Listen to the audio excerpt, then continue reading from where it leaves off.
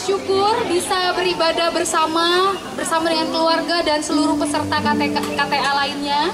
Nah, mulai dari adik-adik yang masih balita, ada yang masih balita ya, sampai abang kakak yang sudah memasuki usia indah.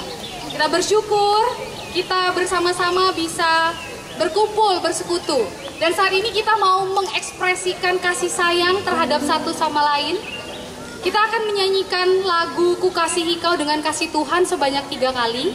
Untuk yang kali pertama, buat kakak abang yang datang dan adik-adik yang datang bersama dengan keluarga, itu boleh saling bertatap-tatapan dengan keluarganya, menyanyikan lagu ini. Hafal dong ya, nggak usah lihat kertas lagunya ya. Oke? Buat yang belum berkeluarga, jangan khawatir. Bisa lihat kanan kirinya. Kalau yang datang sama pacarnya, berarti lihat pacarnya ya, jangan lihat pacar orang ya. Lihat pacarnya dulu gitu ya. Nyanyi begitu. Lalu nanti waktu pengulangan yang kedua dan ketiga, kita akan berganti teman, berganti pasangan begitu ya. Oke? Mari kita berdiri. Mari berdiri. Mari kita menyanyikan lagu ini, Ku Kasihi Kau dengan Kasih Tuhan.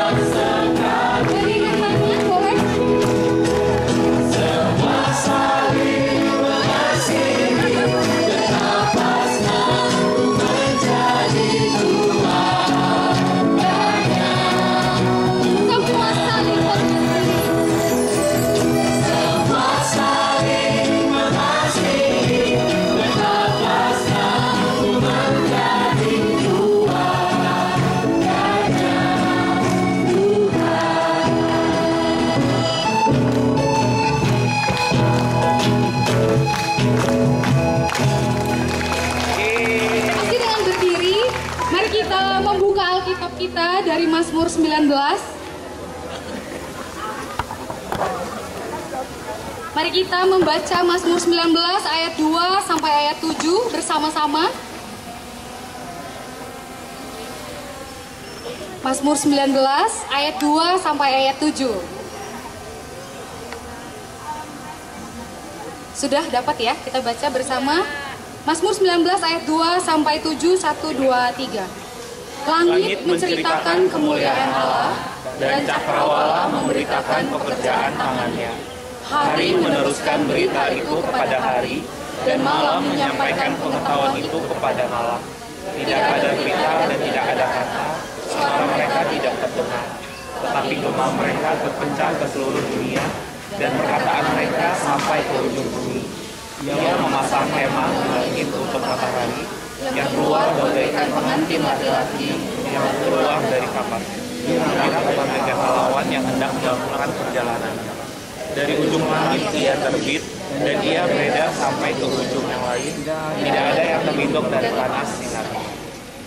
Mari bersama dengan seluruh ciptaan Tuhan yang lainnya, kita memuji mengagungkan Tuhan kita melalui pujian semesta bernyanyi.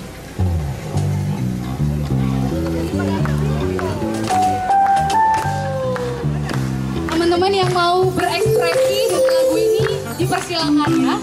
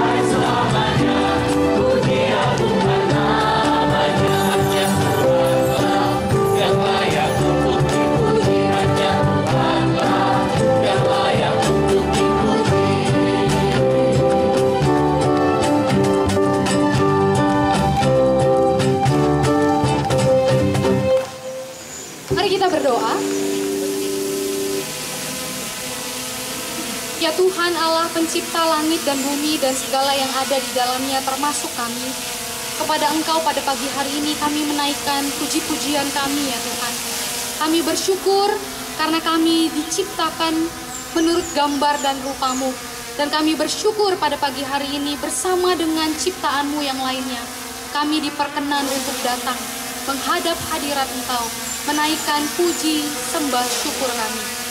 Ya Tuhan, biarlah kiranya melalui ibadah kami pada pagi hari ini, kami boleh mengalami sekali lagi pengalaman perjumpaan dengan Engkau Allah yang mengasihi kami. Dan kami juga boleh menikmati persekutuan dengan saudara seiman yang Tuhan anugerahkan bagi kami melalui camp ini. Kami menyerahkan semua yang ada di dalam jalannya ibadah ini, termasuk alam ciptaan-Mu, cuaca yang juga kami harapkan baik, kami serahkan seluruhnya ke dalam tangan kasih dan kemurahan-Mu. Berbicaralah ya Tuhan kepada kami melalui ibadah ini, biarlah kiranya Engkau dimuliakan, diagungkan melalui ibadah kami pada pagi hari ini. Terpujilah Engkau ya Allah, di dalam nama Tuhan kami Yesus Kristus kami berdoa. Amin. Silakan duduk. Kita bersyukur kita dicipta dalam gambar dan rupa Allah. Namun karena dosa, gambar Allah itu menjadi rusak. Namun syukur kepada Allah, kita diperdamaikan dari dosa dalam tubuh jasmani Kristus oleh kematiannya, untuk menempatkan kita kudus dan tak bercela di hadapannya. Mari menyaksikan pemulihan diri kita di dalam Yesus melalui pujian In the Image of God.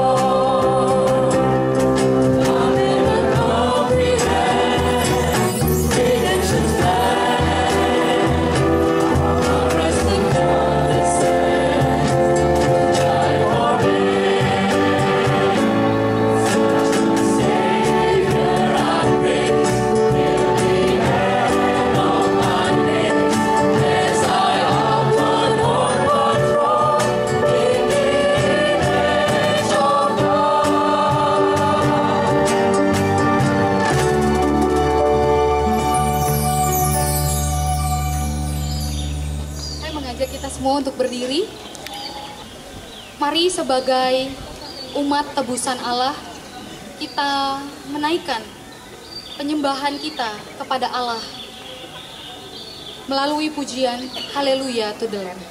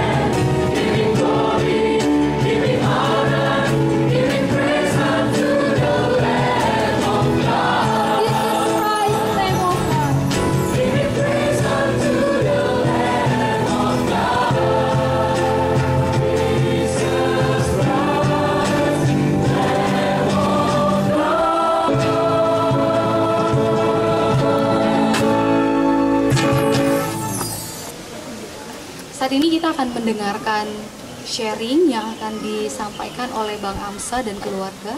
Pada Bang Amsa dipersilakan. Selamat pagi semua yang dikasihi Tuhan. Pagi. Saya akan coba membagikan 67 tahun masa saya dalam waktu 10 menit. Cuma dikasih waktu 10 menit. Ya, nama saya Amsa Sitanggang. Saya lahir 3 September tahun 57. Jadi tahun ini 67 tahun. Istri saya Maria Magdalena Sagala lahir tahun 62 ya. Kami dikaruniai 2 putri dan 1 anak. Yang pertama adalah Louis Monik Sitanggang. Dia alumni dari UNJ. Dia bekerja sebagai entertainer. Kalau teman-teman semua pernah mungkin nonton Ngeri-Ngeri Sedap, film Ngeri-Ngeri Sedap ya. Di situ ada yang nyanyi Atari Dokon, itu Louis suaranya. Yang kedua adalah Timotius, alumni UI, sekarang bekerja di tambang. Nah, ada cerita yang sangat menarik buat Timotius. Dia hampir nggak ada. Pada waktu berumur hamil 3 bulan ya, 7 bulan, pendarahan. Kalau salah 3 bulan waktu itu, waktu masih 7 bulannya. Jadi faktor U ini, faktor U kan. Ya. Hampir nggak ada dia. Jadi sudah pendarahan, sudah keras di perut. Wah, saya bilang lagi, Tuhan tolong. Saya pegang perut istri saya berdoa, Tuhan, biarlah kehendak-Mu yang jadi. Apapun yang terjadi, genggam anak ini. Dan ternyata bisa dihentikan pendarahannya, berangkat ke Jakarta, bed rest ya. Tapi waktu saya pulang kembali ke Tembagapura, pecah air ketuban. Akhirnya coba dipertahankan dalam 2 hari, nggak bisa. Akhirnya harus normal. Dia dilarikan dari rumah sakit Tebet ke Cipto. Ininya sudah bengkak ya. Apa namanya, karena belum sempurna. Jadi selama sebulan di inkubator dan ASI dibawa dari rumah sakit Tebet diantar ke inkubator di Cipto. Ini lihat. Jadi saya bilang sama dia, ingat Tuhan, karena Tuhan yang menggenggammu, Dia membentukmu dan yang menyelamatkanmu. Anak yang ketiga adalah Michelle Nauli Gracia. Dia dari ITB Bandung, sekarang bekerja di Freeport. Harusnya dia bisa bersama-sama dengan kami, tapi waktu cutinya tidak pas. Dia 2 hari yang lalu sudah kembali ke job site. Nah, istri saya sendiri alumni dari UKI, angkatan tahun 80. Saya angkatan tahun berapa ya? Saya menyelesaikan kuliah 10 tahun dari beberapa perguruan tinggi. Karena waktu kecil 7 tahun sudah ditinggal orang tua sama sekali. Sudah pergi mereka, jadi saya dibiayai oleh orang lain. Jadi harus 10 tahun. Dan saya lulus dari UKI, Fakultas Teknik Mesin. Nah, rupanya dalam 10 tahun itulah Tuhan membawa saya berkeliling-keliling. Mungkin mirip orang Israel dulu yang 40 tahun. Padahal kan kalau cross itu kan paling mungkin setahun kali ya. Tapi kenapa harus muter-muter? Saya dibawa muter-muter oleh Tuhan. Rupanya untuk bertemu dengan Dia. Jadi ada 2 pilihan terpenting dalam hidup kita ya. Pertama, milih apa? Tuhan Yesus sebagai Tuhan dan Juru Selamat pribadi. Yang kedua adalah teman hidup. Nah, dua-duanya saya dapatkan di UKI. Akhirnya Tuhan menemukan saya tahun 81 dalam satu camp kepekabaran Injil. Nah, dari sanalah saya memulai kehidupan saya bersama-sama dengan Tuhan. Dan sebagai pengurus, membentuk kelompok-kelompok kecil, saya kira saya tidak perlu sharingkan lagi yang terlalu panjang. Sudah kita alami semua. Dan kelompok-kelompok kecil itu yang membentuk kita menjadi seorang anak-anak yang tangguh. Kami jadi pengurus sampai 5 tahun. Sudah tingkat 5, dulu masih sistem tingkat. Tapi yang diomongin setiap hari itu Petrus, Yohanes, semualah yang ada di Alkitab lah. Nggak pernah ngomongin yang lain. Sampai satu kali ada Bang Ruli Simanjuntak bilang begini, udah waktunya kalian mikirin teman hidup katanya. Jadi udah tingkat 5 itu nggak ada satupun yang punya pacar. Semuanya memikirkan bagaimana membina, mengembangkan orang, menjaga adik-adik ini, itu yang dilakukan. Dan Tuhan mempertemukan saya dengan Boruni Rajai, kan? Putri Raja ini gitu. Ya. Pelayanan kami selanjutnya lah kami lanjutkan di Freeport. Saya bekerja di sana hampir 20 tahun, membina beberapa kelompok kecil. Saya ada sekitar 4-5 kelompok tahun 2000-an. Dan istri saya menjadi ketua PW GKI di Tanah Papua, waktu itu cabang Tembagapura. Dan mereka juga membuka KTB buat ibu-ibu. Dan sampai sekarang mereka terus berkomunikasi. Karena sangat berkesan buat mereka. Berbagai-bagai mereka sharing, kan ada yang ditinggal istrinya, ada yang dipukuli, kekerasan oleh rumah tangga, terus ada yang dari muslim, ada yang diceraikan, bahkan ada yang mau bunuh diri. Semua diceritakan. Tapi melalui kelompok kecil itu, mereka sungguh-sungguh diperbaharui. Dan satu ikatan ini sampai sekarang masih melekat dengan istri saya, dan saya juga dengan beberapa teman-teman di sana. Nah, pelayanan kami ke depan adalah istri saya saat ini melayani di Yayasan Kasih Bagi Bangsa. Mereka melayani di asrama UKI, memimpin ada 2 kelompok mahasiswa dari Kalimantan dan dari Mentawai dan juga dari NTT. Nah, saya sendiri sedang mencoba membiayai beberapa anak-anak dari sementara ini masih dari Tarutung, mereka yang tidak mampu untuk bisa disekolahkan di Jakarta untuk level perguruan tinggi. Nah, ini mohon didoakan kalau ada Pertarutung di sini yang ingin bergabung, welcome. Kami akan sangat mengharapkan dukungan dari teman-teman semuanya. Nah, yang berikut lagi adalah apa sebetulnya yang harus kita lakukan ke depan. Dalam diskusi saya dengan Bang Elianus, sebetulnya apa? Sekarang ini generasi kalian ini adalah generasi milenial yang sebentar lagi punya generasi alpha, kan gitu ya. Nah, kami yang manusia analog ini ya, kalian kan manusia digital kebanyakan ini kan. Suatu saat nanti akan didominasi oleh digital, terpapar dengan teknik dan game gitu ya. Cara berpikirnya juga sudah beda. Tetapi memang perlu kita pikirkan bersama, seperti apa kita harus menangani mereka. Kalau kita membaca media bahwa generasi Z itu sangat gampang bosenan, terus nggak punya kompetensi, gampang keluar masuk kerjaan, senangnya di kafe, online, main game seperti itu ya. Bagaimana kita mengontrol ini? Perlu kita pikirkan bersama-sama. Saya kira Perkantas juga perlu memikirkan ini, supaya apakah memang metode-metode KTB, PA yang sekarang ini masih relevankah sampai 10-20 tahun yang akan datang? Nah, ini perlu dipikirkan. Apakah mau di mix KTB-nya online dengan offline seperti itu? Nah, apapun itu, yang pasti bahwa generasi Z yang ada sekarang dan generasi Alpha itu akan datang menghampiri kita dan mereka akan menguasai. Saya nanti dengan kita semua di sini akan habis ini.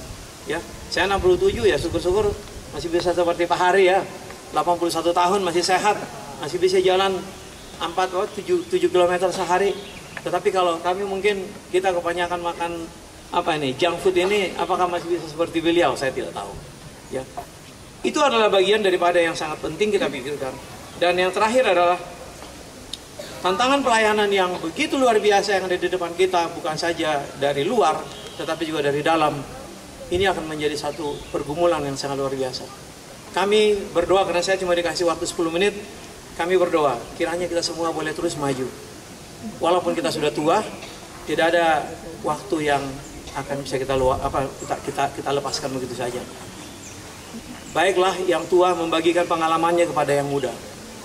Program saya ke depan ini dalam bulan Juli ini bekerja sama dengan UKI. Saya sudah membentuk 2 kelompok. Saya membagikan pengalaman saya 40 tahun di tambang itu, saya bagikan pada mereka. Supaya para alumni dan alumni ini bisa, paling tidak mereka punya sertifikat pendamping ijazah mereka. Sehingga mereka bisa dipertimbangkan.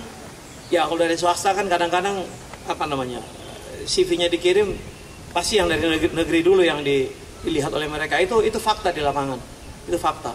Tetapi kalau ada sertifikat pendamping ini, paling tidak mereka dipertimbangkan untuk di interview. Nanti dari sana, ya Tuhan, kita doakan selanjutnya. Program itu sudah kami jalankan 2 dan semua mereka sekarang sudah bekerja. Ke depan ini mudah-mudahan bulan Juli, tergantung daripada wakil rektor 3 di UKI itu bisa mengumpulkan seberapa banyak, saya akan berbagi kepada mereka. Pengalaman saya 40 tahun di tambang, dari hulu ke hilir proses sampai apapun saya akan bagikan ke mereka. Mau berapa kali pertemuan dan semuanya tentu free of charge. Nah, saya juga berharap kepada teman-teman yang dari hukum bisa membagikan, ya tadi Bang Daniel ya. Saya nggak tahu hukum, tapi saya kira Bang Daniel sudah menangani begitu banyak kasus. Dia bisa membagikan kepada seperti siapa tadi, si ada Desi, ada siapa tadi yang dari alumni Fakultas Hukum, mereka bisa bagikan itu.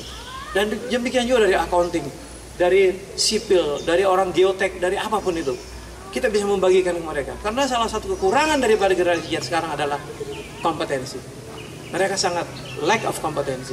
Semangat mereka punya, spirit mereka punya, tapi pengalaman itu kurang. Oleh karena itu apa?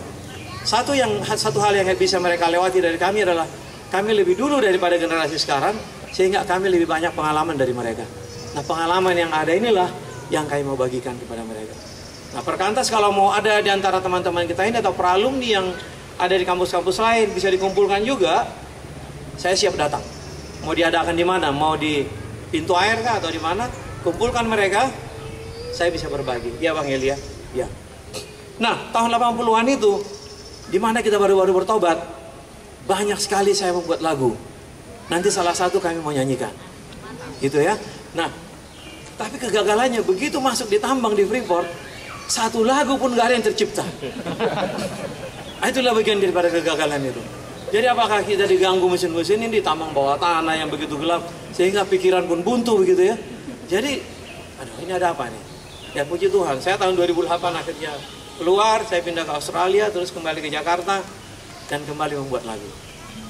Terima kasih, itu sharing kami. Ya, saya mau menyanyikan satu lagu yang saya tulis tahun 84, diambil dari Wahyu 5 dan Wahyu 11. Judulnya Great and Marvelous. Silahkan. Kalau mau nyanyi bersama boleh, bisa bisa dibagi. Tidak ada notnya kok.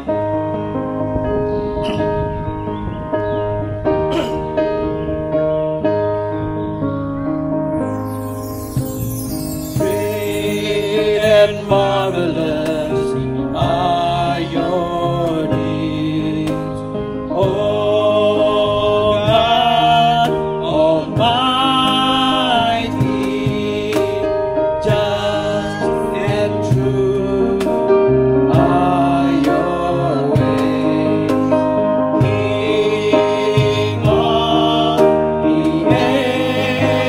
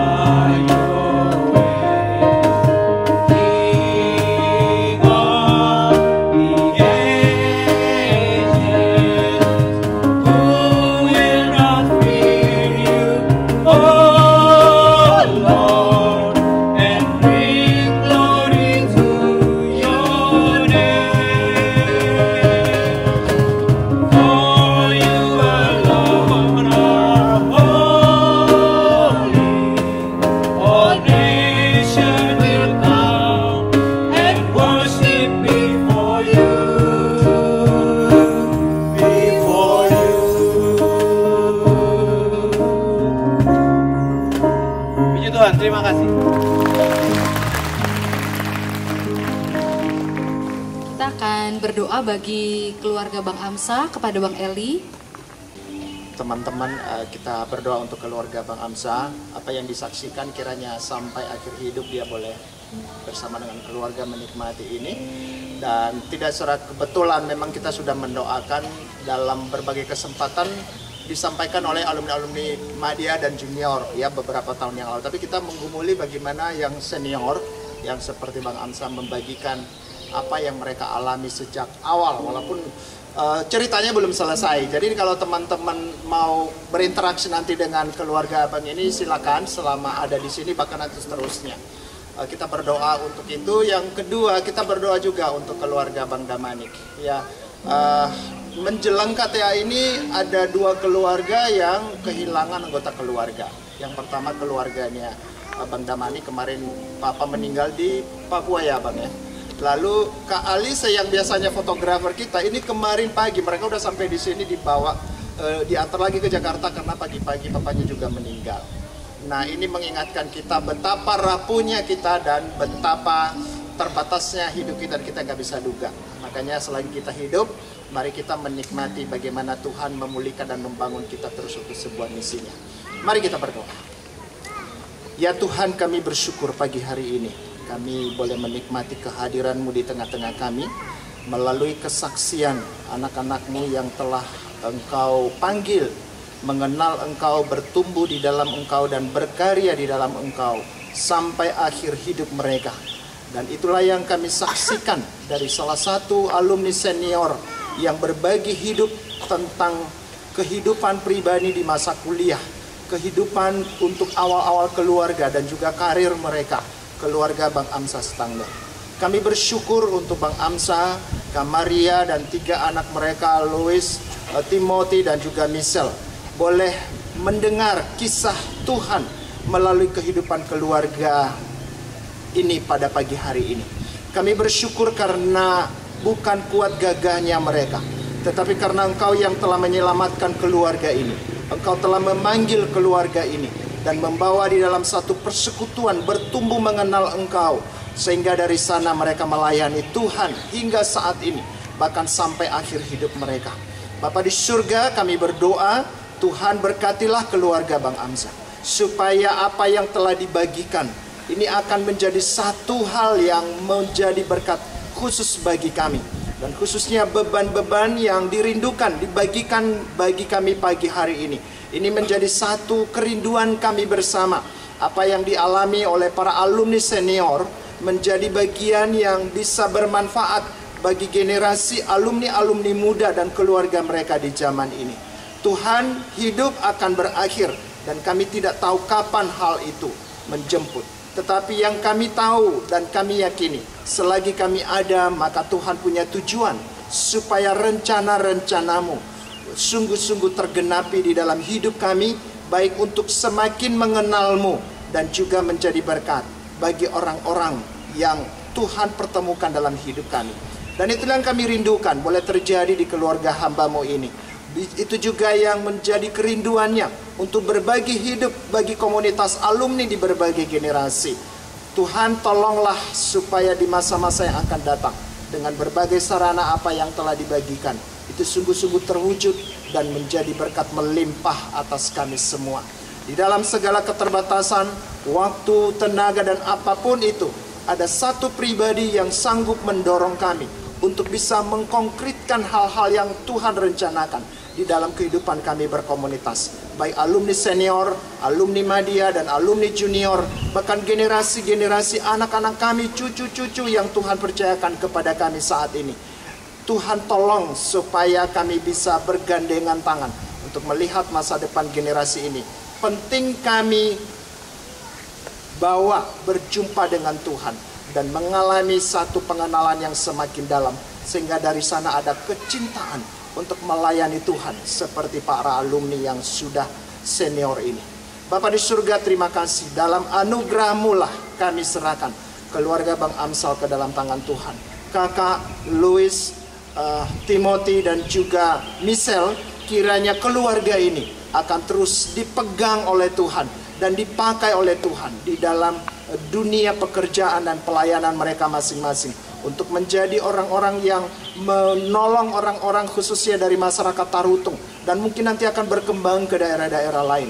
Bahkan satu kerinduan kami ketika Bang Amsal membagikan banyak hal, bagaimana komunitas usia indah juga, komunitas Kaleb yang ada di Perkantas, boleh dikondisikan semakin terpelihara imannya, kesetiaannya dan juga pelayanannya. Kami berdoa Tuhan lakukan itu melalui kami semua dan yang akan dikoordinir lagi nanti oleh hamba-Mu ini.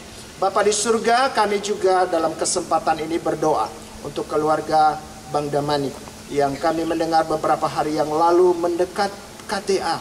Papa terkasih, Engkau memanggil. Dan kami bersyukur di tengah-tengah kedukaan pun Engkau tetap hadirkan keluarga ini di tengah-tengah kami.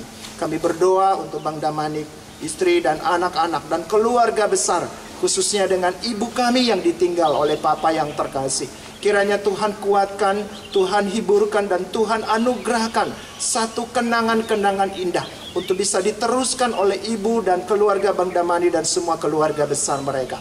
Tidak ada satu pribadi yang sanggup menghibur dan menguatkan selain daripada pribadi yang kami kenal, Allah yang tidak terbatas, Allah sang penghibur itu yang hadir di setiap kehidupan orang-orang yang sedang bergumul di dalam berbagai musim kehidupan mereka. Demikian juga dengan keluarga Kak Alisa, kalau kemarin pagi Engkau memanggil Papa terkasih, sementara dia mempersiapkan diri terlibat dalam pelayanan KTA ini, tetapi Engkau memanggil pada pagi harinya. Kami berdoa Tuhan, kiranya proses pemakaman yang akan diselenggarakan hari ini atau besok, kiranya Tuhan sendiri juga yang akan campur tangan, menguatkan, menghibur keluarga yang ditinggal, keluarga Kak Alisa dan juga keluarga besar mereka. Kami serahkan ke dalam tangan-Mu.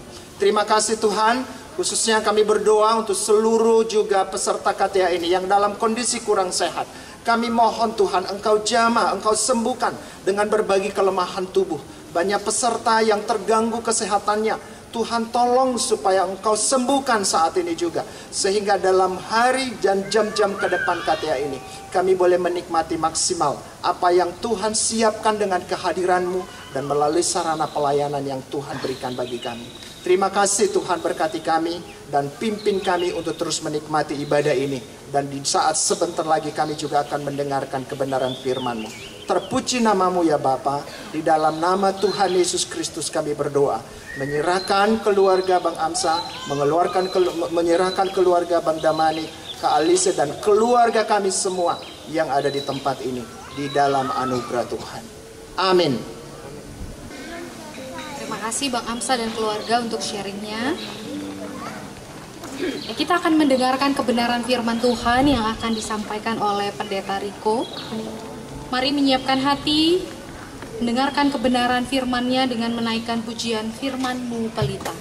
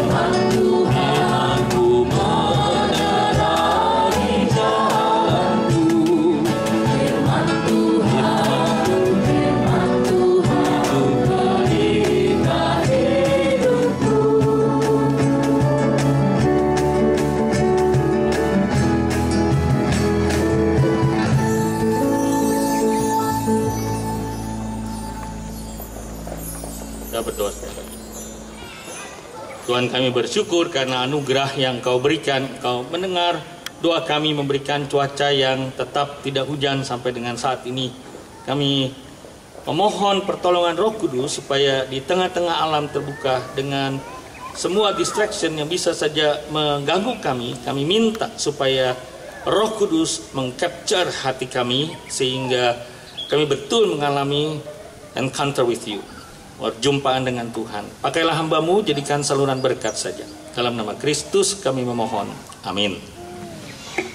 Saudara-saudara, senang sekali hari ini bisa bertemu dengan saudara. Hari ini saya dengan Bang Hubert memakai baju yang sama, saudara. Kami memang kami mau duet sebetulnya, saudara. Tidak lah, saudara.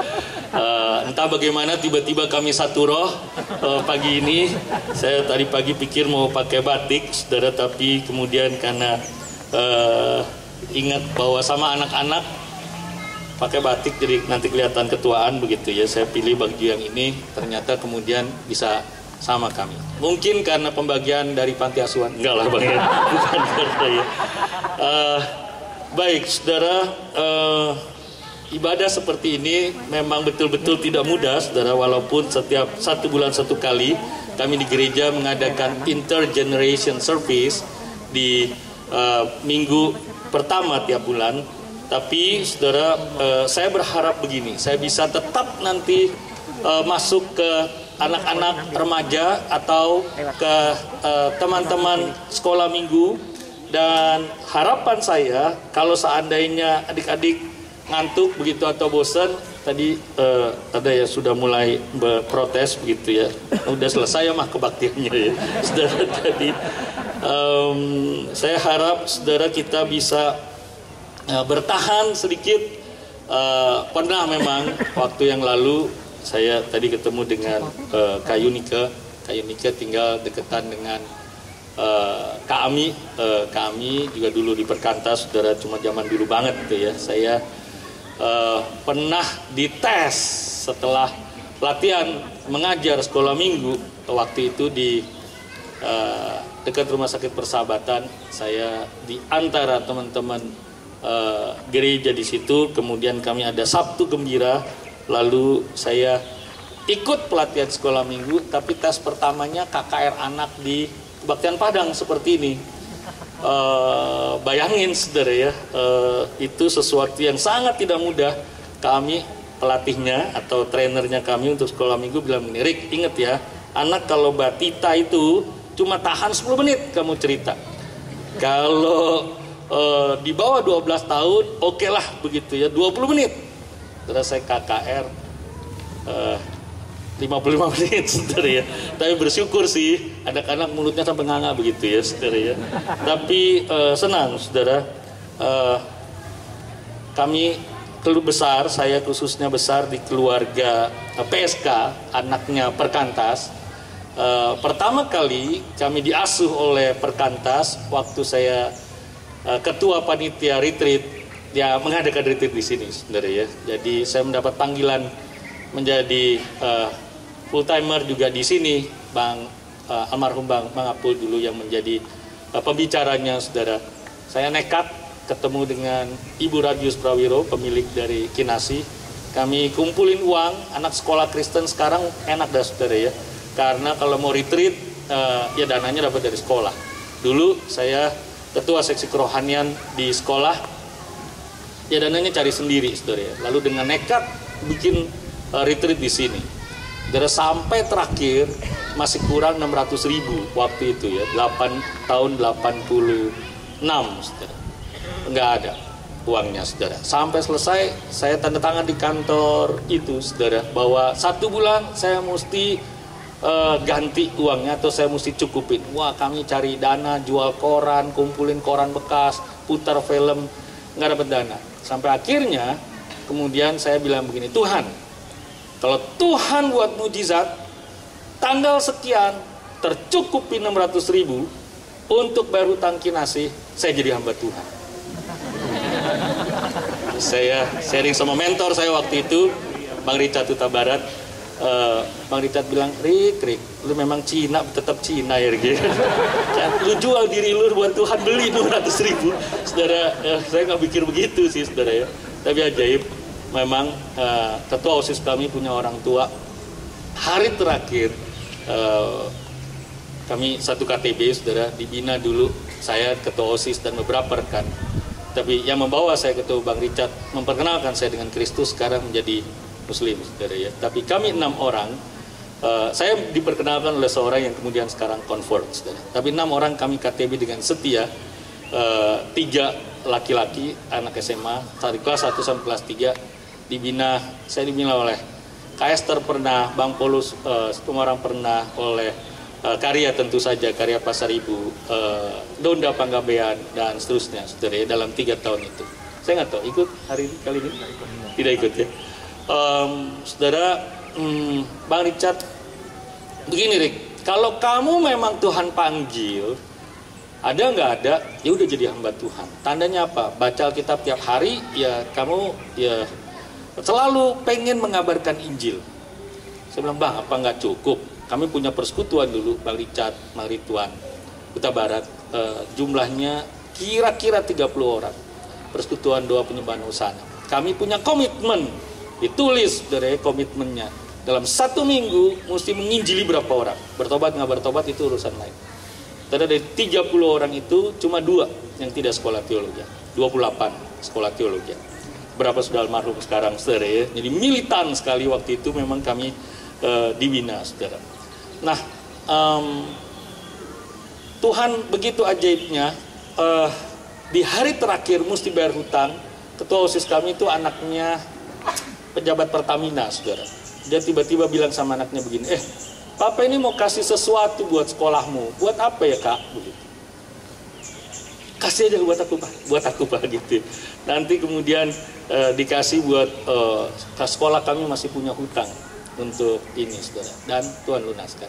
Dari situ saya nggak berani berkata tidak, saudara, untuk sekolah Alkitab ya.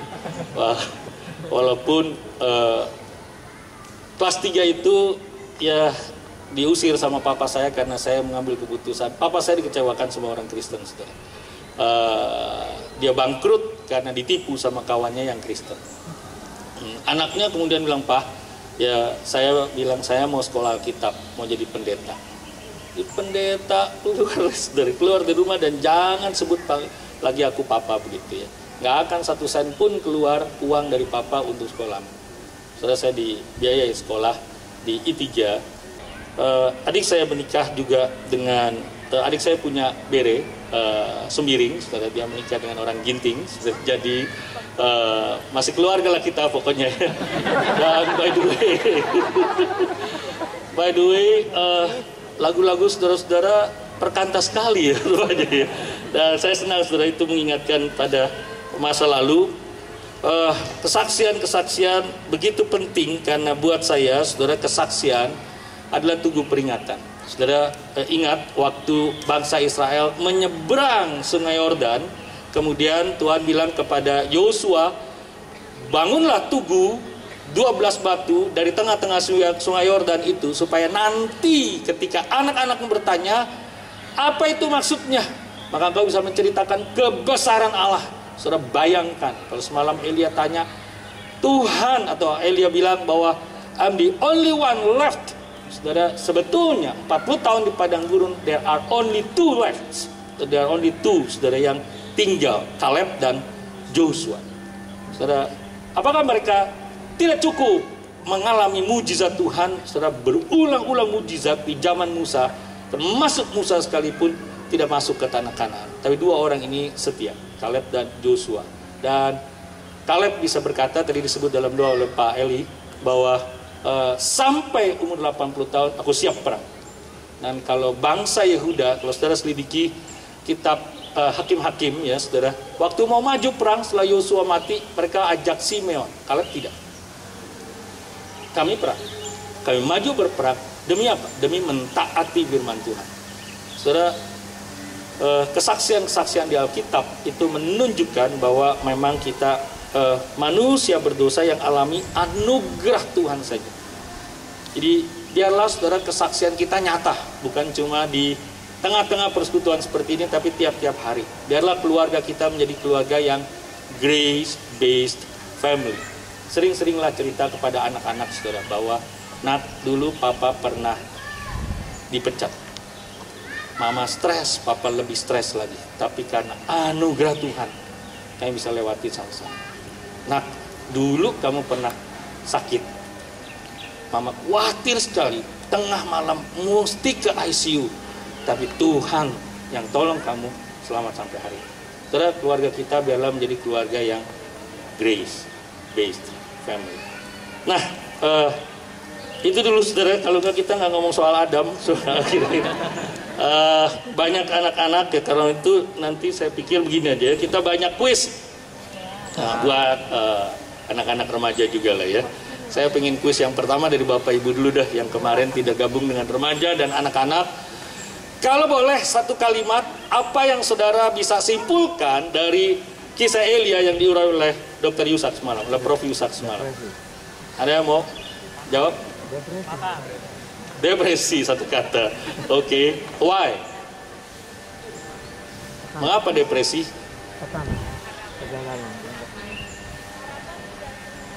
Harapan tidak terwujud. That's correct. Lagi? Satu lagi deh. Kelelahan fisik. Oke. Lagi?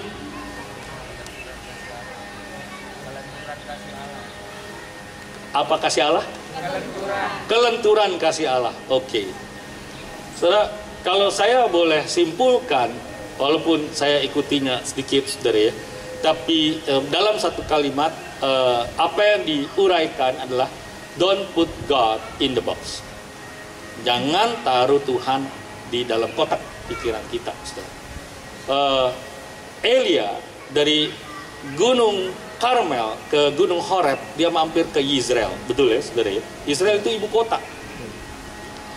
Dia harap kalau mujizat sudah begitu besar, 400 Nabi Baal ini sudah mati, KKR besar-besaran, harusnya minimal ada orang percaya.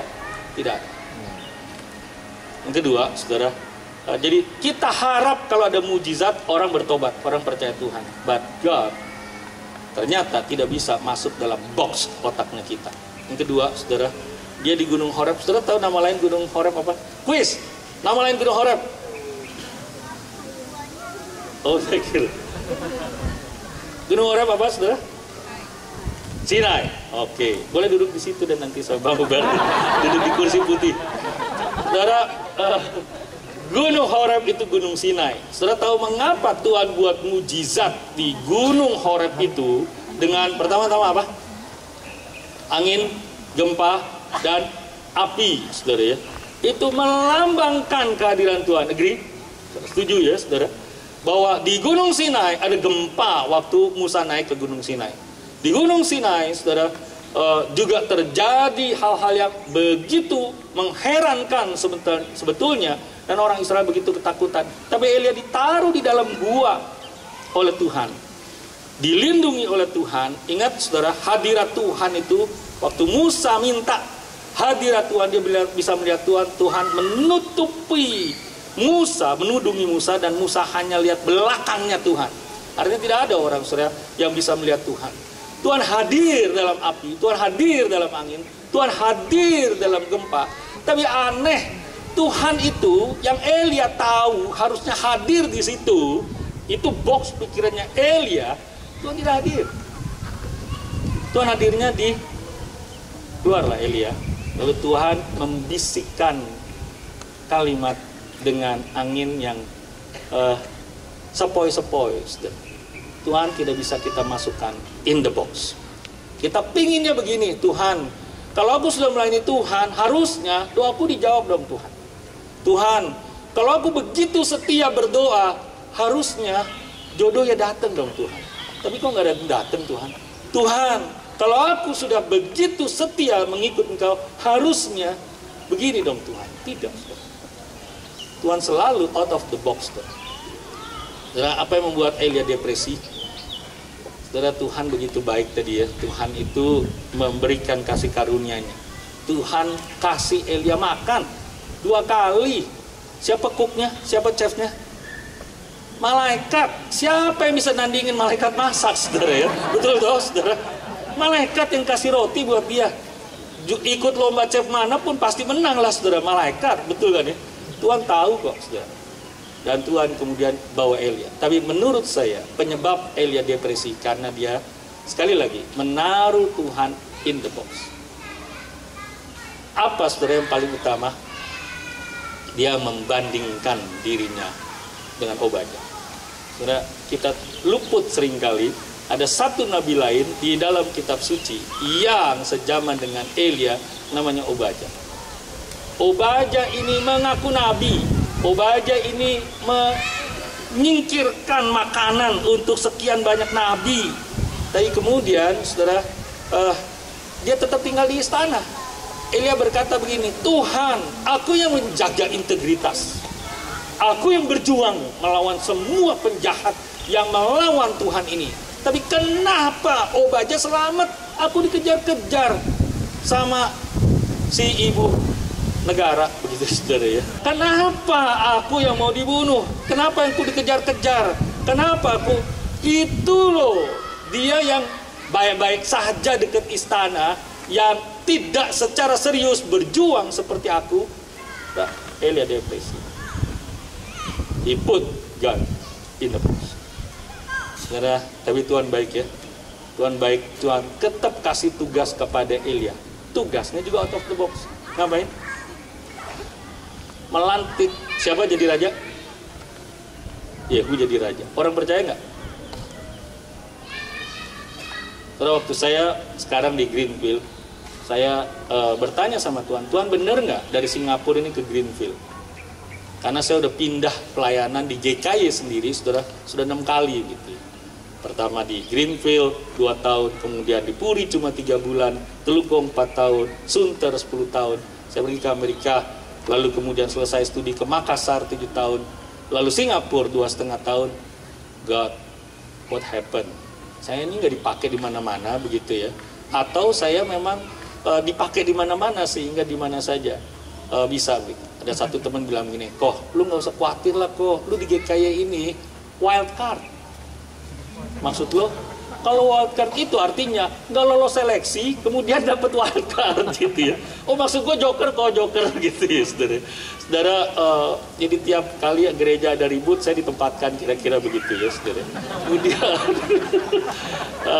saya masuk ke Greenfield, saudara, saya tanya sama Tuhan, akhirnya Tuhan kasih Yesaya 6 ayat 8. Saudara tahu ya, Yesaya 6 ayat 8, Tuhan berkata kepada Yesaya, siapa yang mau kuutus? Yesaya bilang, ini aku, utuslah aku. Dan saya jawab Tuhan, oke, aku dapat ayat ini. Ini aku, utuslah aku. Right after that kind of verse, saudara, ayat itu, ayatnya berikutnya apa? Pergilah, kamu akan berkhotbah, tapi tidak ada telinga mendengar, tidak ada mata yang melihat dan bertobat. Maksud Tuhan apa nih kalau begitu ya? Saudara ngerti nggak? Saya dapat satu kata dari Tim Keller. That's the meaning of dependability. Saudara, Tuhan menghibur kita dengan cara begitu. Jadi saudara, kita ingin manusia atau sekarang ini saya kuliah, by the way, saya gelarnya bukan MTH Kiki begitu ya. Saya gelarnya masih MA. Saya belajar post-modern evangelism. Jadi belajar tentang ya tadi itu ya, anak-anak yang katanya Gen Z, Gen E, 4 tandanya, art, spirituality, story dan seterusnya.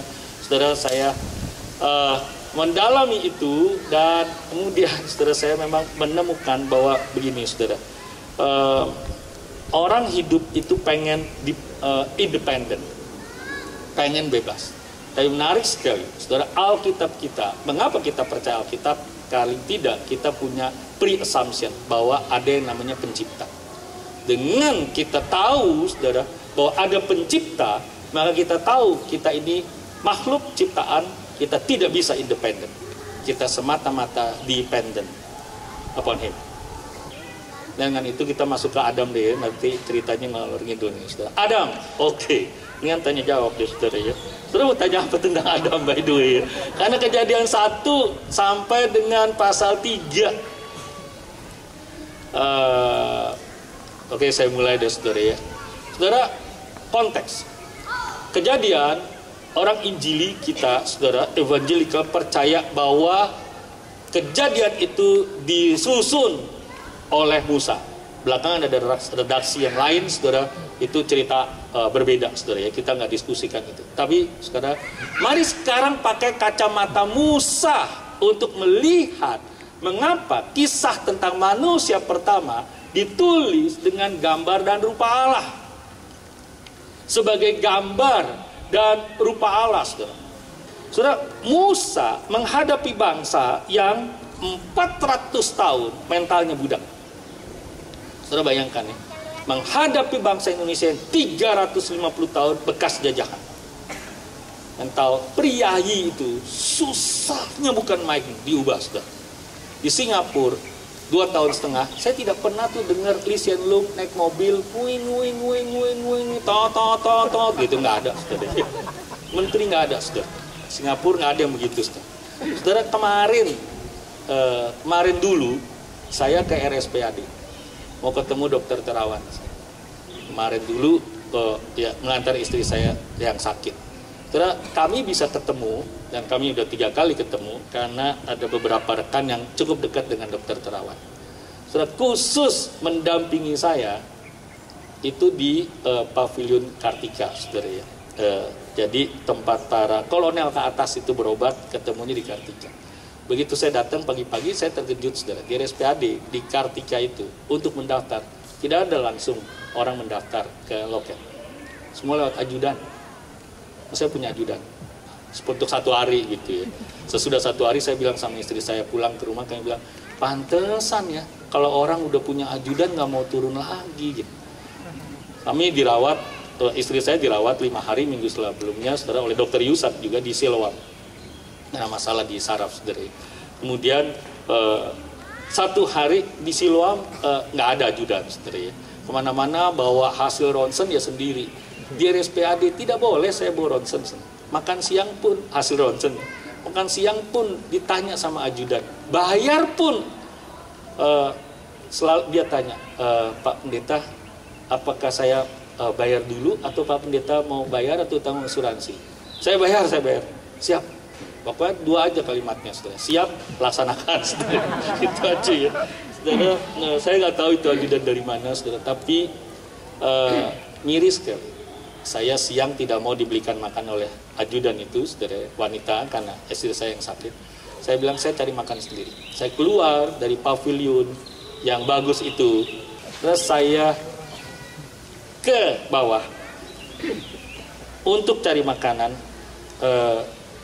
Keluar dari pavilion, ternyata lewat lorong-lorong sempit itu ya, yang jalan-jalan yang memang saya senang kalau rumah sakit tuh cari jalan-jalan begitu. Akhirnya nggak jadi keluar makan, saudara, karena begitu ramai tempat makan, saudara ya. Dan saya lewati tempat itu, lalu saya balik lagi, saya lihat ada mesin kopi, tapi bayarnya pakai QRIS.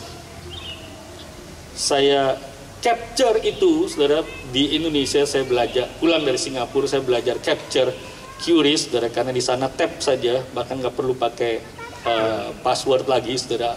Singapura tap sudah selesai begitu ya, pakai iWatch juga udah bisa, saudara. Mau naik apapun bisa lah ya, naik MRT, bayar segala sesuatu udah pakai iWatch bisa. Nah, saudara, saya pakai QRIS. Duduk di sebelah mesin kopi yang pakai QRIS itu, seorang bapak, dia liatin saya, saudara. Kemudian dia bilang, harum ya Pak kopinya. Saya kaget, saudara. Gampang Pak, pakai QRIS belinya. Saya nggak tahu QRIS Pak, saya nggak bisa bayar. Setelah saya kasih ke bapak itu, saya bilang lagi, saya naik ke atas, inilah Indonesiaku. Kami dilayani, saudara, dengan ajudan. Kami di VIP minggu lalu. Tapi rakyat, saudara, begitu banyak. Dan kemana negaraku? Kemana pejabatnya, saudara? Kemana yang ngurusin rakyat, masyarakat, negara, saudara? Saudara, prajurit yang barengan dengan saya datang jam 8, saudara. Masih muda, diantar oleh istrinya. Terus menerus dilewati, saudara, untuk MRI. Kami ini, karena ada ajudan, kami akhirnya dapat prioritas. Kami menikmatinya. Tapi ini kayak Indonesiaku, saudara. Saya mau khotbah tentang Adam, yang katanya gambar dan rupa Allah. Saudara, mengapa Mother Teresa itu waktu ditanya oleh wartawan, Bunda, itu orang di pinggir jalan di Kalkuta beneran hampir mati. Dan waktu Bunda bawa dengan tim ke rumah tempat penampungan, sampai di tempat penampungan, di panti, dia mati juga. Buat apa? Saudara, Bunda Teresa jawabnya, walaupun dia mati juga di tempat kami, tapi paling tidak dia tidak mati seperti anjing mati. Karena di balik wajahnya ada wajah Kristus, ada wajah Allah. Saudara, apa sih gambar? Saudara, kita diciptakan oleh Tuhan serupa gambar dan rupa Allah.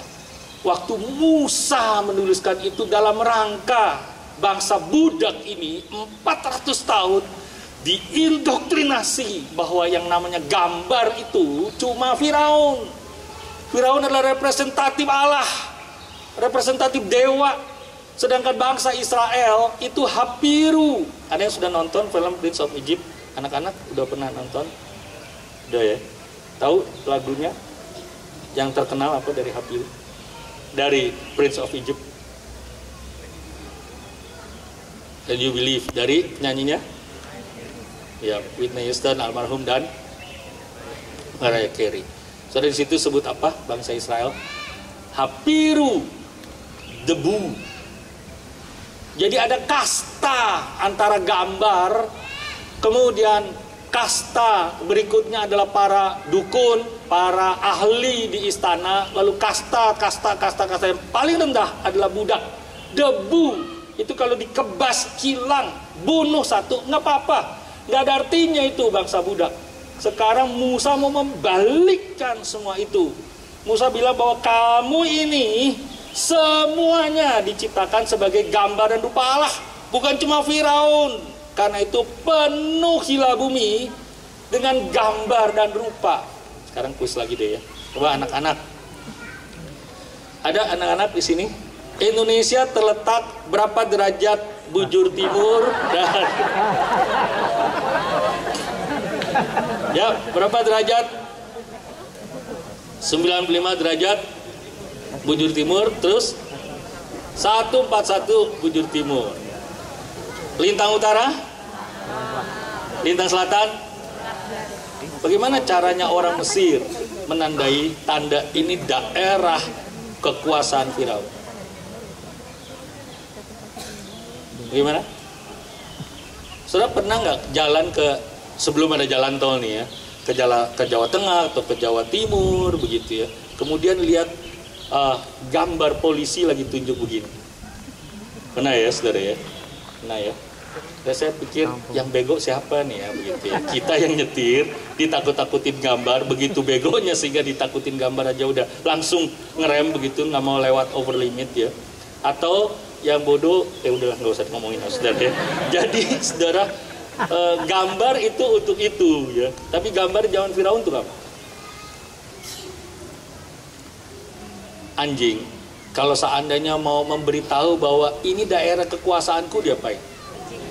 Kencingin. Kalau Firaun capek aja kali kelilingin seluruh daerah jajahan, kemudian kencing begitu ya. Saudara, karena itu Firaun ada gambarnya, ada image-nya, ada patungnya. Di mana ada gambar Firaun, itu daerah kekuasaan Mesir. Sekarang Musa bilang, gak ada. Seluruhnya di mana ada gambar dan rupa Allah, yaitu kamu, itu miliknya Tuhan. Karena kamu adalah gambar dan rupa Allah. Penuhilah bumi dengan gambar dan rupa Allah. Itu loh maksudnya saudara. Bukan beranaklah atau beranak cuculah sebanyak-banyaknya, bukan. Saudara, saya katakanlah saya sanggup punya 12 anak misalnya saudara ya. Saya mampu untuk sekolahkan anak, katakanlah ke luar negeri 12-12-nya. Katakanlah begitu. Tapi sejujur ngomong saudara, punya 2 anak saja. Dan bagaimana membina mereka, 2 minggu yang lalu baru saja saya tengkar dengan anak yang besar begitu ya saudara. Karena dia merasa bahwa dia American, atau dia merasa budayanya sudah berbeda, dan tidak dia merasa bahwa dia third culture sakit lah begitu ya. Budaya Indonesia, budaya Chinese di gereja melulu Chinese ini, dan budaya Amerika. Dia bilang, "Pah, anak umur 18 tahun masuk rumah sakit di Amerika, orang tua nggak dikasih tahu nggak apa-apa. That's us, that's American.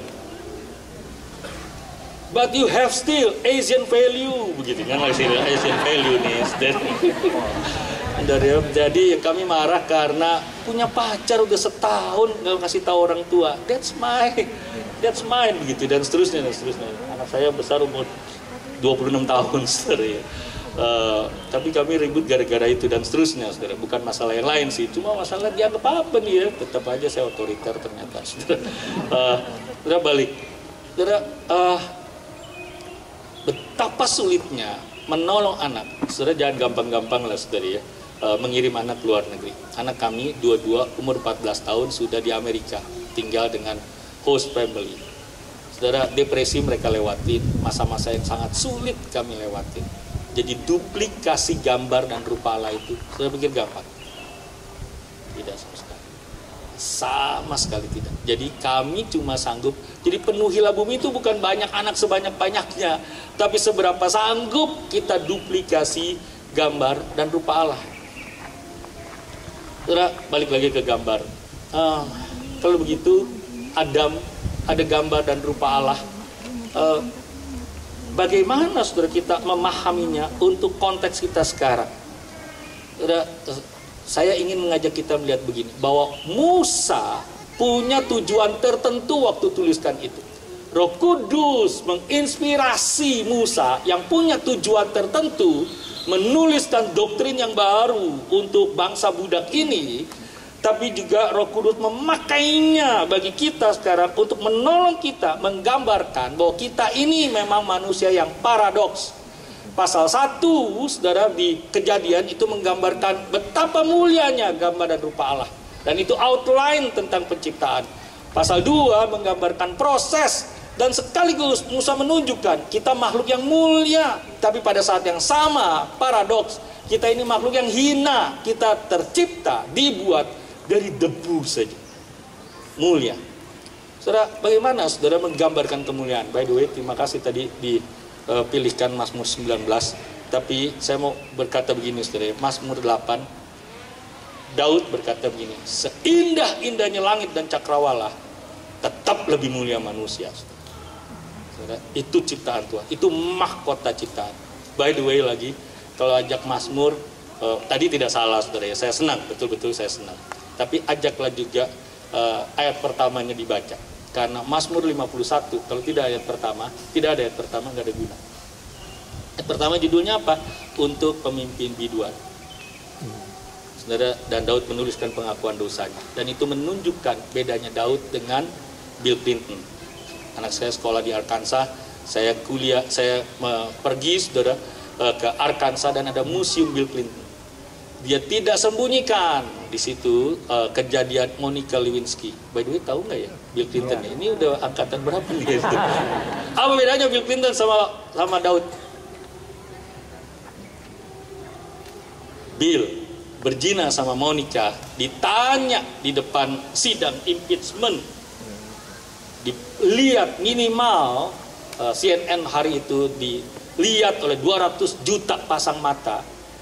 Kemudian ditanya, "Benar nggak kamu berzina?" Bill jawabnya apa? No. Daud, "Biarlah pengakuan dosaku." Kan dulu belum ada IG, saudara. Belum ada TikTok. Ngaku dosanya bagaimana? Ya untuk pemimpin biduan. You got what I mean, saudara? Jadi ayat 1 untuk pemimpin biduan jangan dianggap sembarangan. Itu sesuatu yang penting sebenarnya. Nah, tapi sekali lagi, saya nggak salahkan tadi. Balik lagi. Sekarang kita kuis lagi. Oke, saudara ya. Berapa jarak bulan matahari ke bumi? Ayo, anak remaja, ini anak-anaknya alumni. Atau saya balik deh gini ya. Berapa kecepatan cahaya? 300.000 km per detik. Oke, 300.000 km per detik. Di angkasa luar. Ya. Bintang paling dekat dengan bumi selain matahari itu namanya Alpha Centauri. Jaraknya berapa? 4 tahun cahaya. 4 tahun cahaya. Berarti dengan kecepatan 300.000 km per detik itu kan cahaya merambat ya. Baru nyampainya berapa lama? 4 tahun kemudian. Walaupun ada perhitungan teori relativitasnya Einstein nanti, saudara ya. Tapi by the way, kalau kita lihat nanti malam bintang, itu bukan bintang, bukan cahaya yang nanti malam. Iya, 4 tahun lalu. Bisa jadi 4 tahun lalu. Karena jaraknya begitu jauh. Sekarang, saudara tahu berapa panjangnya benang DNA yang ada dalam tubuh kita?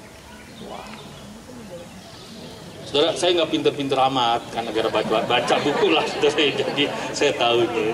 Bakal menyandul. Ada di bukunya Fearfully and Wonderfully Made, karangan Philip Yancey dan Paul Brand, saudara ya. Saudara, diri kita ini diciptakan segambar dan serupa dengan Allah. Itu tadi dunia makrokosmos ya. Ini dunia mikrokosmos yang membuat seharusnya kita malu kalau kita minder, saudara. Karena apa? Tuhan ciptakan kita begitu rupa. Saudara, benang DNA itu bentuknya kayak resleting. Dari papa 23, dari mama 23, saudara ya. Nyambung begitu dan berpilih terus begitu, saudara, kayak resleting berpilih terus. Kalau disambung-sambung, itu jaraknya atau panjangnya benang DNA di tubuh kita dari bumi ke matahari bolak-balik 400 kali. Ada dalam tubuh. Kalau dicatat dari ujung rambut sampai ujung kaki, rambut kayak papa atau kayak mama, ini dahi kayak papa atau kayak mama, maka alis ini kayak papa atau kayak mama, ini namanya apa, saudara? Tahu nggak? Ayo anak remaja, ini namanya apa ini? Bukan, yang lekukan di sini. Namanya apa? Namanya ama. Antara hidung sama mulut. Enggak ya. Balik lagi. Kalau dicatat dari ujung rambut sampai ujung kaki, kita ini, saudara, identiknya mama sama papa berapa banyak akan menghasilkan 1000 buku yang masing-masing buku 600 halaman. Saudara, itu yang ada dalam tubuh kita, dalam diri kita. Itu kemuliaan physically, saudara, yang Tuhan ciptakan di dalam diri. Saudara, bagaimana kemudian kita bilang, aduh aku minder deh, aduh aku apalah aku ini, Tuhan yang lain aja deh, Tuhan jangan aku dah, begitu.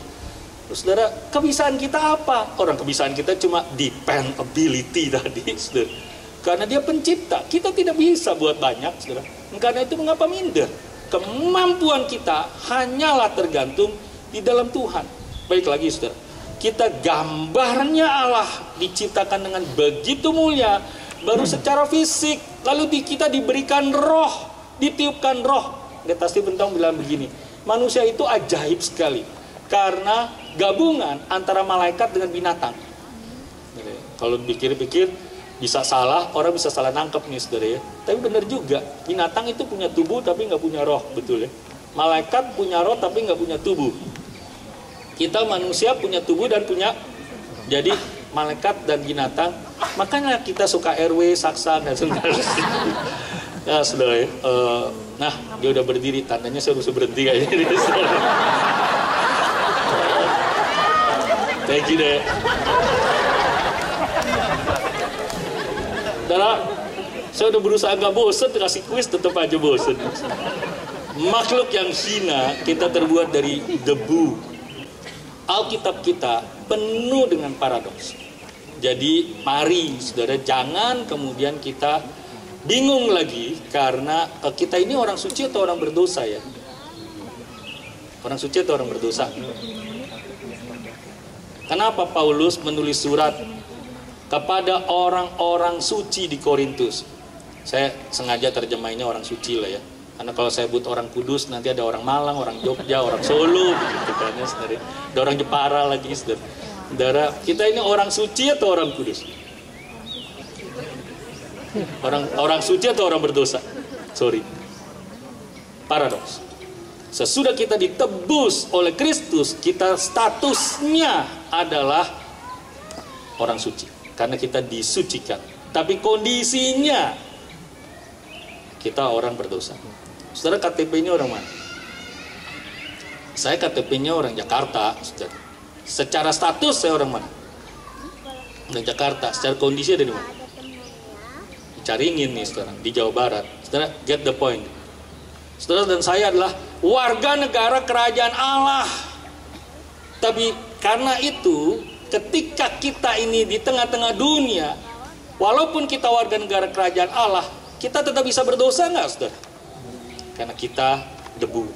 Saudara, paradoks itu artinya sesuatu yang kelihatannya berseberangan, tapi berjalan sejajar. Allah itu kasih atau adil? Dua-duanya, paradoks. Saudara, kamu harus cerdik secerdik-cerdiknya seperti ular, tapi tulus setulus-tulusnya seperti merpati. Yang benar aja Tuhan, di Glodok itu kebanyakan yang ular semua segitu.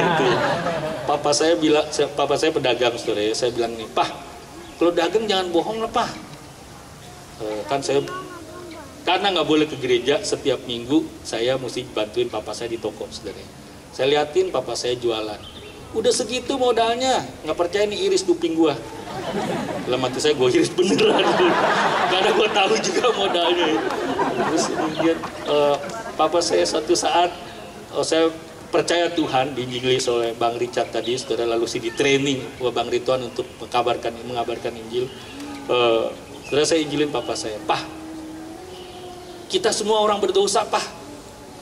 Terus nanti kalau kita mati masuk neraka. Gue main perempuan gak, judi gak, mabok gak, gue dosa apaan? Itu di toko saya ngomongin gak berani, saudara.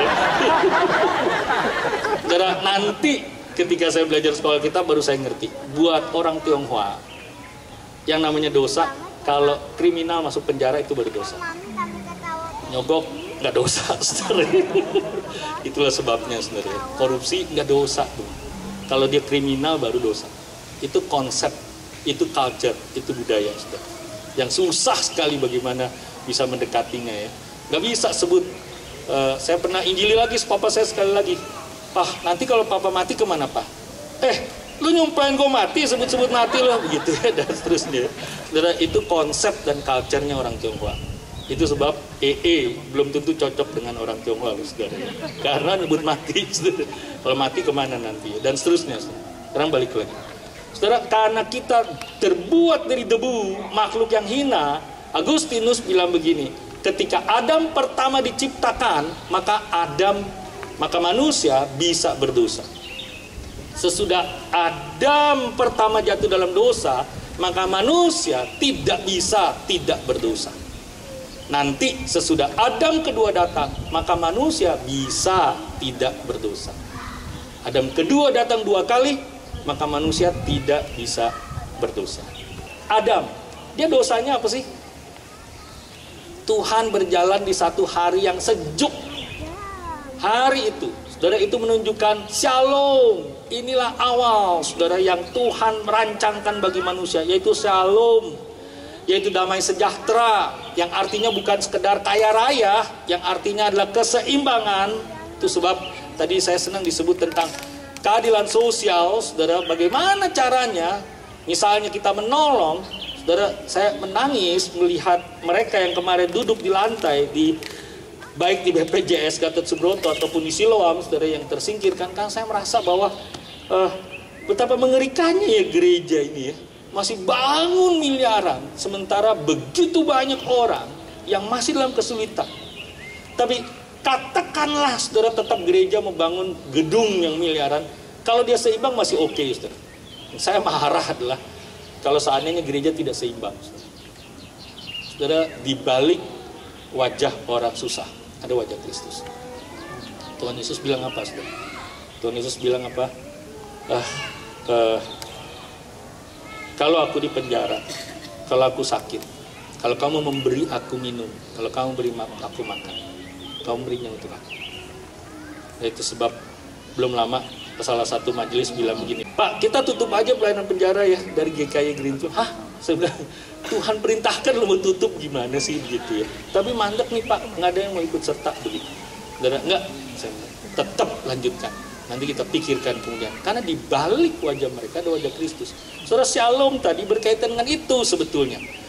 Dan begitu seimbang, begitu balance. Lalu tiba-tiba Tuhan ketemu Adam sesudah makan buah itu, saudara, buah telarak itu, yang mungkin masih nyangkut di jakunnya, sehingga di sini disebut sebagai the apple of Adam. Saudara, ini kan Adam's apple ya, saudara, disebutnya ya. Mungkin masih nyangkut dan Tuhan lihat.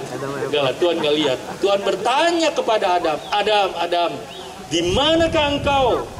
Saudara, wah, Musa, apa maksudnya bertanya? Tuhan bertanya kepada Adam, di manakah engkau?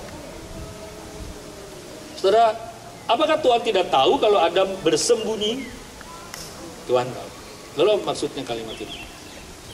Saudara, itu kalimat menunjukkan Adam, sekarang kamu sudah disposisi. Kamu betul bisa berdosa. Dan Tuhan bilang di Kejadian pasal yang sebelumnya, kalau kamu makan buah ini kamu pasti mati. Saudara, kitab kita mengenal 3 jenis kematian, yaitu mati secara jasmani, tiga-tiganya peristiwa terpisahnya.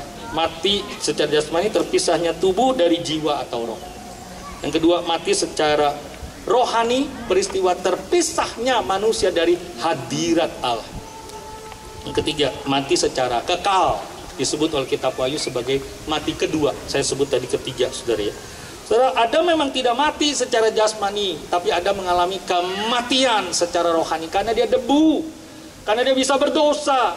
Saudara, pada saat itu, saudara, Tuhan tetap menyatakan kasih karunia-Nya dengan berinisiatif untuk menunjukkan kepada Adam, Adam, engkau sudah disposisi. Di manakah engkau? Itu pertanyaan yang langsung telak-blek kepada Adam, menandakan bahwa dia tidak lagi dalam keseimbangan hubungan dengan Tuhan. Dia sekarang sudah terpisah.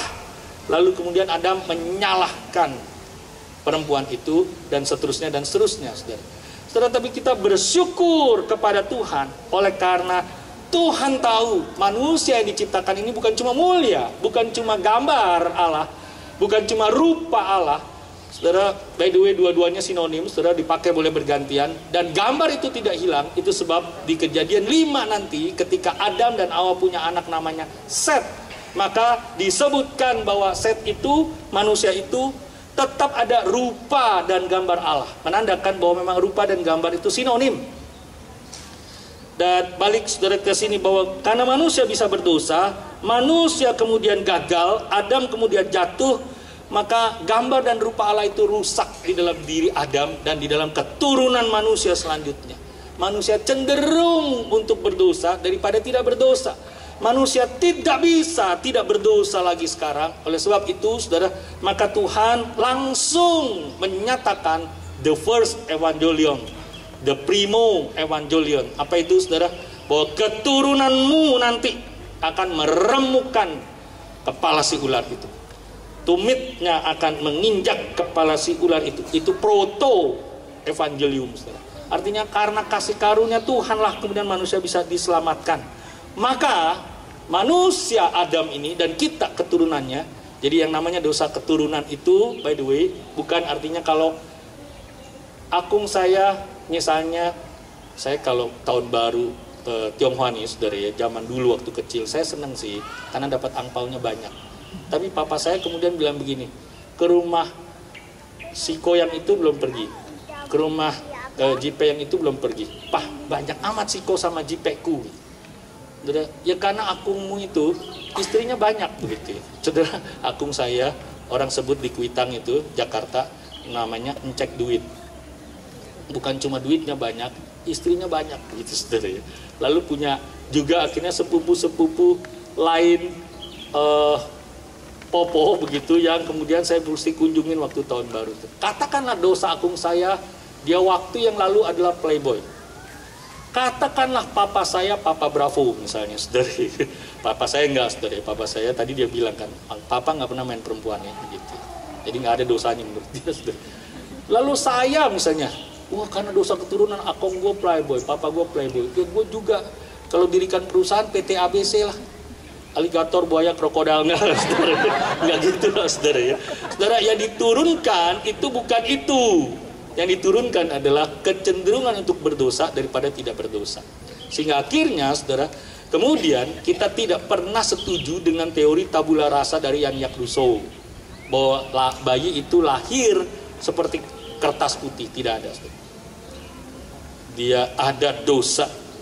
Manusia yang tidak bisa tidak berdosa oleh karena karya Kristus yang menolongnya, yang membungkusnya, sehingga akhirnya ini kita bisa tidak berdosa karena diampuni dan kita mendapatkan kemampuan kuasa untuk hidup dalam kebenaran dan kesucian. Saudara, bagaimana saya menjelaskan manusia kita ini manusia berdosa dan manusia sekaligus juga manusia yang suci.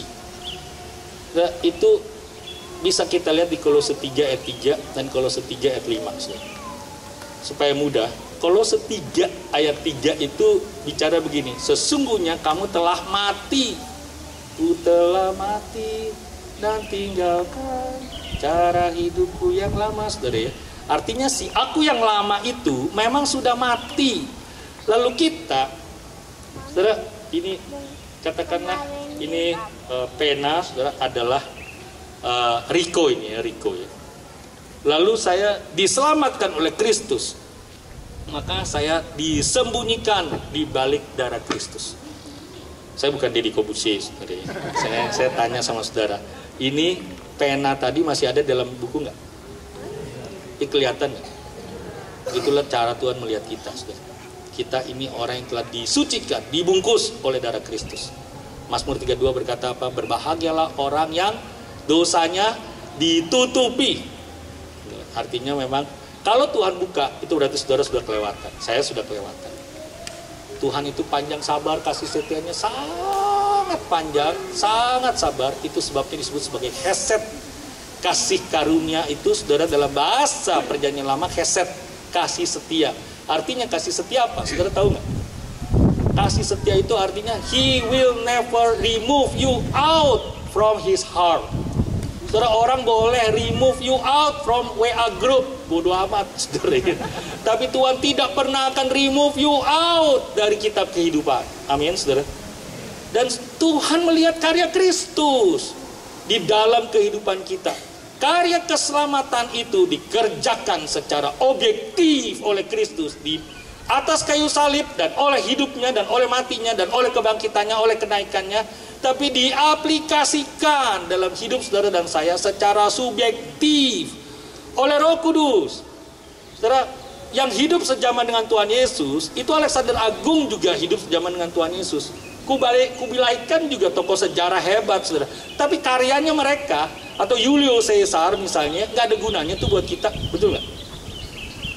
Bagaimana karya Kristus itu sekarang bermanfaat, efektif dalam kehidupan kita? Karena Roh Kudus membuat kita percaya kepada Kristus, maka diaplikasikan.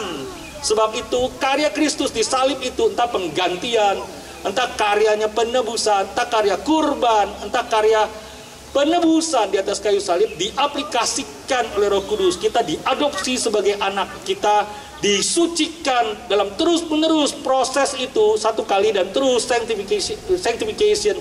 Kelak kita di glorification, kita dimuliakan. Saudara, jangan khawatir tentang kemuliaan yang Tuhan janjikan itu. Tuhan akan menyatakannya. Kita ini akan seperti Kristus. Namun, saudara, bedanya nanti kelak dalam kerajaan sorga, dalam glorification, kita seperti Kristus. Bedanya, Kristus memancarkan kemuliaannya sendiri, kita hanya memantulkan kemuliaan. Kristus itu matahari, kita bulan, saudara, ya, memantulkan kemuliaan. Kita tetap mulia, saudara. Dan semua itu terjadi oleh karena apa, saudara? Oleh karena kasih karunia Tuhan di dalam Kristus. Oleh karena itu, kalau kita tahu bahwa kita ini sesungguhnya mati sekarang, sebagai Adam, orang berdosa sudah mati, maka kemudian himbauan dari Kolose 3 ayat yang kelima adalah matikanlah segala sesuatu yang duniawi, percabulan, kejahatan, hawa nafsu, keserakahan, dan seterusnya. Tapi platformnya bukan supaya nanti kita masuk sorga, bukan, saudara. Bukan supaya kita dapat mahkota kemuliaan, platform itu saudara, landasan. Tadi Pak Amsa bilang saudara di mining itu ya, saudara, landasan tempat kita mendirikan sesuatu bukanlah perbuatan kita. Landasan kita mendirikan kehidupan hidup suci, berbuat baik adalah karya Kristus, adalah hubungan kasih kita dengan Tuhan. Kita ini taat kepada firman karena kita mencintai Tuhan, bukan supaya nanti strata kita di sana itu paling tidak saya dapat ya di sebelah kirinya atau sebelah kanannya Tuhan Yesus dah. Masa saya di dunia jadi ibu rumah tangga di dapur, di sorga dapur lagi Tuhan, begitu ya. Atau jangan-jangan di sorga saya di pinggirnya sorga, pleset sedikit neraka, begitu ya. Enggak saudara, hitungannya bukan begitu.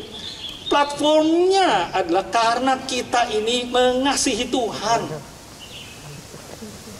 Saudara, kalau gitu orang lain buat baik bagaimana? Saudara, percayalah, ada banyak orang yang berbuat baik jauh lebih baik daripada orang Kristen. Tapi kebaikannya cuma kebaikan eksistensial. Sebagai manusia yang ada gambar dan rupa Allah cuma rusak. Kebaikan yang dimaksud Efesus 2 ayat 10, bahwa kamu itu dipersiapkan untuk melakukan perbuatan baik. Kebaikan yang dimaksud ketika Tuhan menciptakan Adam sebelum berdosa, yaitu taklukkanlah bumi ini, berkuasalah. Saudara, itu adalah kebaikan ontologis, kebaikan yang memenuhi tujuannya, mencapai tujuannya. Karena kita diciptakan, berbuat baiknya bagaimana saudara? Berbuat baiknya tadi, keadilan sosial. Indonesia masih butuh saudara, masih butuh saya, masih butuh kita saudara, untuk berbuat sesuatu, untuk memberi kontribusi. Sampai kapan? Sampai titik darah penghabisan. Kenapa saudara? Karena kasih karunia yang kita alami. Saudara, kita ini berbuat baik bukan untuk nanti, tapi karena bedanya kita buat baik sama orang lain adalah karena motif kita bersyukur, motif kita karena Tuhan sudah menebus saya, karena saya mengasihi Tuhan. Saudara, omong kosong kalau saudara encounter with God, tapi arah kasih kita tidak bertambah kepada Tuhan, tapi makin kepada diri sendiri. Encounter with God hanya terjadi kalau arah kasih kita makin kepada Tuhan, bukan kepada diri. Terus saya tutup ya, kuis lagi terakhir. Apa bedanya mercy and grace? Bedanya mercy and grace. Dalam bahasa Inggris, mercy. Saudara, di gambar itu ketika saya cari mercy and grace, dapatnya mercy and grace kayak LGBT menikah begitu ya, mercy nikah sama grace, saudara ya. Bukan itu maksud saya, saudara ya. Mercy itu belas kasihan, katakanlah terjemahnya begitu. Grace itu kasih karunia. Apa bedanya? Saya tutup dengan cerita aja deh ya, supaya anak-anak remaja, anak-anak kita tahu ya. Satu saat ada anak umur 10 tahun. Saudara, ini anak padung sekali ya. Papanya dokter kepresidenan Argentina. Jadi papanya punya barang antik banyak sekali di ruang tengah. Saudara, anak Argentina pasti main bola, saudara ya. Papanya udah bilang, kamu kalau main bola jangan di ruang tengah. Di ruang tengah itu banyak barang antiknya papa. Siap bos, gitu. Siap laksanakan gitu ya. Tapi tetap aja dia main. Papanya lihat dia main lagi, dia bilang, kamu kalau main lagi, papa pukul 10 kali. Tentu dengan bahasa Spanyol lah, saudara ya, saya gak bisa. Papa pukul 10 kali. Nah itu papa saya biasa begitu, saudara ya. Kemudian, ini anak bener main juga. Bikin pecah barang antik papanya. Sini kau, masuk pangkeng, masuk kamar. Papa saya gitu, masuk kamar, gitu. Hadap tembok. Pukul anak pakai, Alkitab bilang saudara, pukul anak dengan rotan. Kenapa tidak pakai tangan? Biarlah anak tahu tangan ini untuk memeluk, untuk membelah. Saudara, saya pernah alami kesulitannya. Dosa saya yang laten itu adalah mentor saya selanjutnya, Pak Paul Gunadi bilang gini, dosa laten murid, dosa recognition. Terus menerus butuh pengakuan dan penerimaan, recognition. Kenapa? Saudara, saya pikir saya bipolar, ternyata tidak, saudara. Pak Paul tes saya. Terus satu saat saya bilang begini, saya membuktikan. Saya juara umum ini, juara itu, ketua kelas ini, ketua pratama pramuka, ketua ini, ketua itu. Saya mau buktikan. Ulangi sekali lagi, Rick. Saya mau buktikan. Buktikan sama siapa, Rick? kamu pernah nggak waktu kamu juara umum, papa kamu bilang ini, wah, I'm very proud of you, boro-boro, saya bilang gitu. Papa saya itu, saudara, orang Tionghoa itu, papa adalah Huang Ti, ini yang foto ya saudara. Papa saya, sampai kami menikah, saya menikah, tidak pernah makan dengan kami sama-sama. Papa mesti makan duluan, kalau ada ikan kepala buat dia, anak-anak nomor 2, mama saya belakang. Itu Huang Ti, kaisar. Ini budaya Tiongkok kuno saudara ya. Istri itu pakaian, boleh ganti kapan saja. Jadi saya dibesarkan oleh budaya itu. Pernah nggak papamu peluk kamu? Pernah nggak papamu belai kamu? Tidak sih. Akibatnya kayak saya, terus menerus BTT, butuh tati tayang, begitu saudara. Recognition, butuh recognition, pengakuan terus menerus bahwa saya sih hebat, saya sih juara, saya yang terbaik. Saudara, kalau anak tidak pernah dapat belas kasihan, sayang dari orang tua bisa begitu. Jadi biarlah dia tangan kita untuk membelai, untuk memeluk, untuk menyayang. Pukul pakai rotan, hadap tembok, pukul bagian mana? Tuhan sengaja rupanya menciptakan bagian belakang ini daging semua, saudara. Untuk tempat pukul. Berapa kali? Hitung. 1. Itu anak Badung bener saudara ya. Dia tahan, dia gigit bibirnya. 2. Tetap dia tahan. 3. Tapi dasar hati papa saudara ya. 4. 5. 6. Saudara papa yang gak tega. Baru pukul 6. Udah. Balik badan. Itu anak balik. Kemudian itu anak bilang apa? Baru 6 pak. Kurang 4. Kurang ajar. Kira-kira gimana kalau anak begitu? Saudara punya anak begitu gimana saudara? Kemudian si papa bilang apa? Udah keluar kamu sana. Waktu si papa suruh si anak keluar, dia kasih apa? Mercy. Harusnya berapa kali? Tapi cuma pukul. Anak jalan keluar tuh. Begitu mau sampai pintu, papanya keinget sesuatu. Sini dulu, sini, balik. Kenapa pak? Kurang 4 ya. Papanya ambil dompet, lalu dia keluarin uang. Ini nah, buat beli es krim. Itu apa? Karena kejahatan kita ini harusnya dihukum masuk neraka. Tapi tidak masuk neraka, malah Tuhan kasih hadiah apa? Kerajaan surga. Hati yang bisa merasakan keadilan itu anugerah. Itu karena kita ada gambar dan rupa Allah. Lakukanlah. Jadilah Adam yang seperti pertama Tuhan ciptakan. Itulah tujuan penebuhan Kristus, pemberian kasih karunia buat kita. Amin. Mari kita berdoa. Tuhan, kami sangat sadar merenungkan firman-Mu sangat tidak mudah. Tuhan tolonglah supaya kami bukan cuma merenungkan tapi mengaplikasikan seluruh kebenaran. Dan kami tidak sanggup karena kami masih punya hakikat sebagai orang berdosa. Roh Kudus, mampukanlah itu. Terjemahkan, pelihara.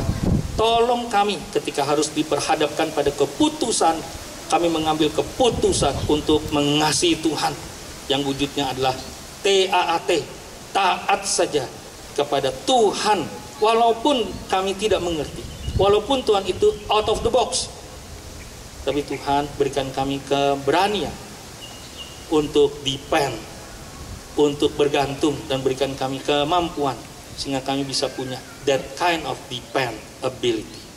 Terima kasih Tuhan. Dekati semua anggota para alumni yang nanti akan diutus ke berbagai tempat lagi.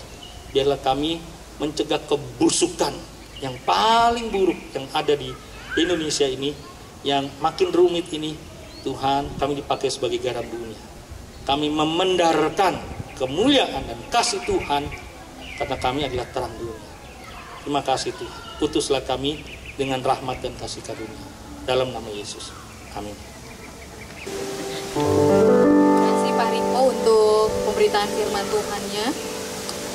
Ya teman-teman, kita bersyukur kita masuk di dalam kasih karunia Allah yang menguduskan kita, yang menyelamatkan kita, dan akan terus menguduskan kita. Dan sebagai representasi Allah di dunia ini, marilah kita menggunakan seluruh hidup kita untuk menghibur yang terluka, menghangatkan dunia yang dingin, merawat ciptaannya, dan menguatkan sesama yang lemah. Jadikan aku saluran berkat. Kiranya melalui pujian ini, kita menyerahkan diri kita untuk Tuhan pakai, menjadi saluran berkat-Nya di macam-macam tempat di mana Dia menghadirkan kita. Mari kita menaikkan pujian ini, jadikan aku saluran berkat.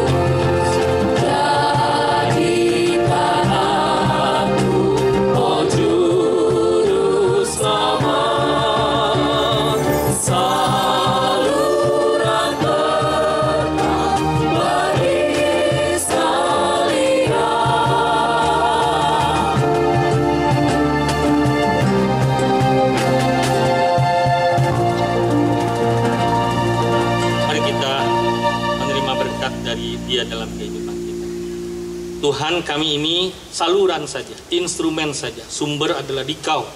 Tapi sebagai saluran, kami hanya bisa menyatakan berkat, kasih, terang, apapun juga dari Dikau. Itu sebab kami buka hidup kami, memohon Tuhan terus melanjutkan karyamu dalam hidup kami, menjadikan kami bejana saluran, walaupun tanah liat, tapi harta benda, yaitu Kristus permata, kami boleh menyatakan kilaunya, walaupun kami rapuh benar.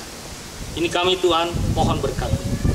Kalau hati saudara dan terima, biarlah kasih karunia berkelimpahan bagaikan ombak yang tidak pernah berhenti di lautan, bergulung-gulung, terus menghidupi, memberikan kekuatan, menopang kehidupan saudara, baik sebagai orang-orang yang sudah lanjut usianya ataupun orang-orang muda, bahkan yang baru tumbuh berkembang, kasih karunia-Nya tetap bahkan kekal untuk seterusnya.